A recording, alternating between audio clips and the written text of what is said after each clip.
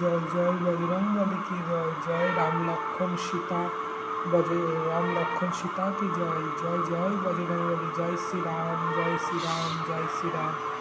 দেখো বন্ধুরা, প্রত্যেকে আজকে তোমার রবিবার, গুরু পূর্ণিমা। আর আজ গুরু পূর্ণিমাতে তোমার মালপোয়া করে দিয়েছিলাম। কালকে মা স্বপ্ন দিয়েছিল মালপোয়া খাবে, তাই আজকে মালপোয়া করে দিয়েছিলাম। এবং মালপোয়া দেওয়ার পর আমি পুজো টুজো কমপ্লিট করে আমি যখন ঘরে বসেছি তখন মালপোয়াগুলো রেখে দিয়েছি আমি একটা চাপা দিয়ে। কিন্তু আমি মনে মনে বলেছিলাম যে বজরংবলী তুমি তো এসে কই খেয়ে গেলে না তো। তো তারপরে কিছুক্ষণ পর, আধা ঘন্টা পর দেখলাম বজরংবলী জয় শ্রীরাম বজরংবলী এসেছে এবং জানলায় এসে বসে আছে।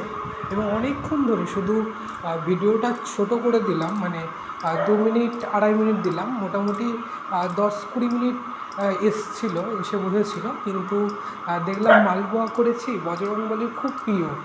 যেমন মালপোয়া, তারপর বাদাম ছোলা, এগুলো খুব প্রিয় বজরংবলীর।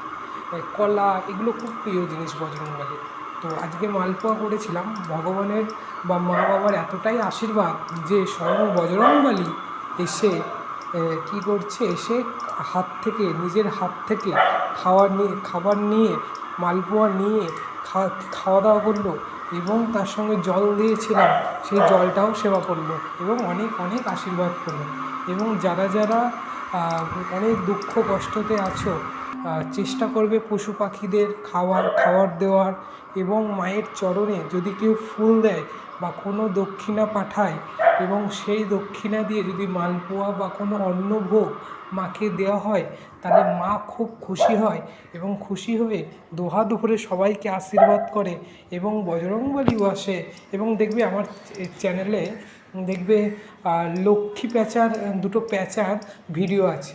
মানে মা যখন প্রতিষ্ঠিত হয় তার আগে লক্ষ্মী প্যাঁচা, মানে বিশালক্ষী মায়ের আমি তো পুজো করি, তো বিশালক্ষী মাও কিন্তু তার বাহন দুটো প্যাঁচকা এখনও আসে, এখনও মাঝে মাঝে আসে, এসে দর্শন দিয়ে যায়।